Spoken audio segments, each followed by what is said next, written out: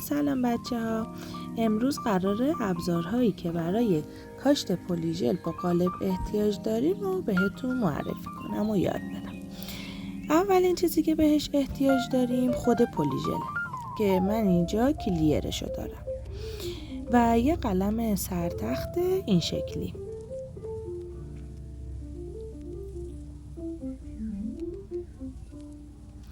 و در مرحله بعد خود قالب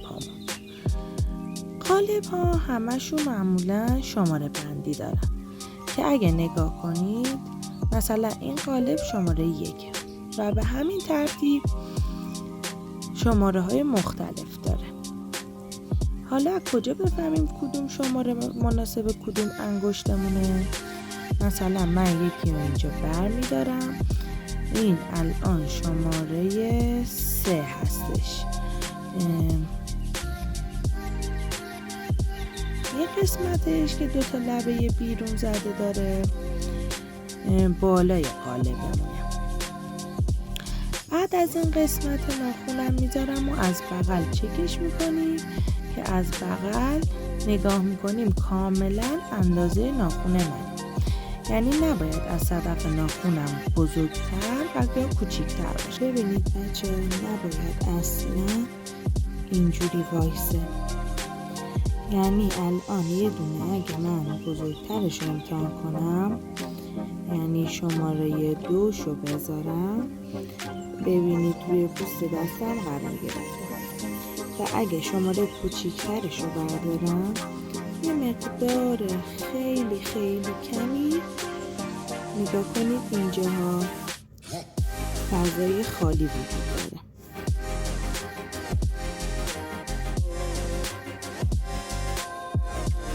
از شماره 3 برای من بهترین گزینه است.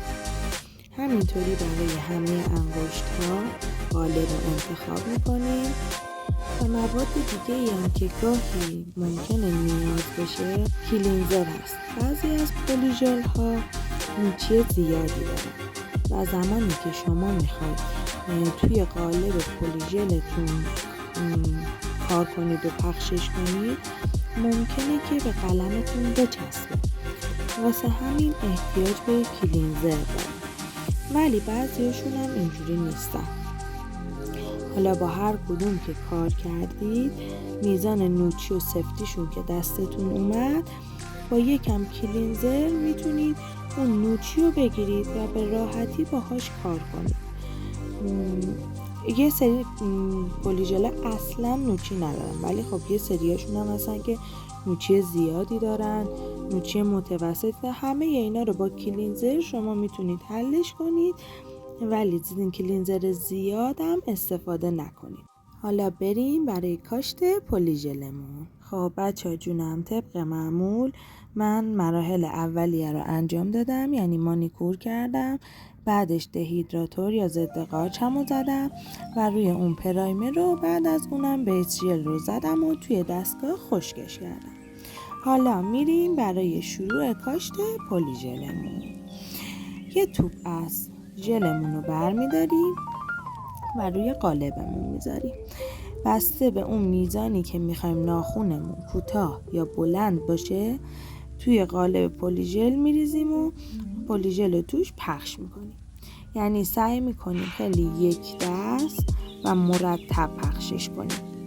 اگر ناخون بلند میخوایم باید توپ پلیژلی که برمیداریم بیشتر باشه.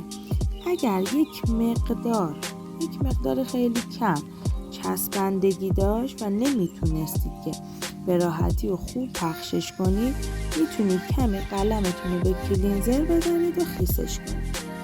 بچه دقت کنید ریشه ناخون تقریبا باید مواد کمتر و اپکس ناخون کمی حجیم‌تر باشه تا فرم ناخون قشنگ و تمیز در بیاد.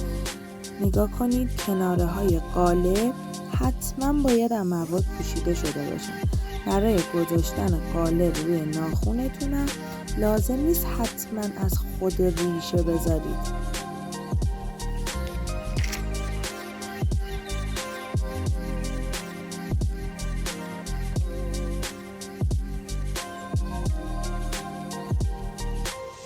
ببینید قالب چقدر قشنگ پر شده.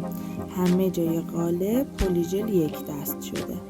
حالا اینجا الان میخوام قالبمون رو روی انگشت بذارم و فیکس کنم. ببینید خیلی نمیخواد از خود ریشه بذاریم. جوری میذاریم، فشار میدیم خیلی آروم به سمت پایین و روی انگشت فیکسش میکنیم. حالا که گذاشتیم باید پشت قالبمون رو قشنگ مرتب کنیم و بهش فرم دلخواهمون رو بدیم.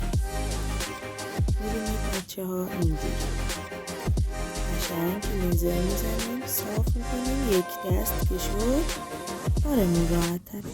قشنگ قالب رو با انگشت نگه میداریم که یه وقت داریم این پشت قالبمون رو تمیز میکنیم با قلم، یه موقع فشاری وارد نشه که قالبمون از روی انگشت بلند نشه که وسطش هوا بگیره یا حبابی بیفته توی کارمون.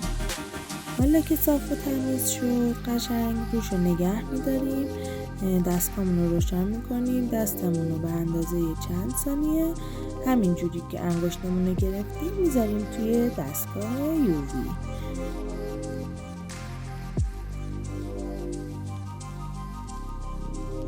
خب حالا چند ثانیه که بمونه میتونیم انگشتمون رو برداریم. منتظر میشیم تا قشنگ مواد و قلممون خشک بشه.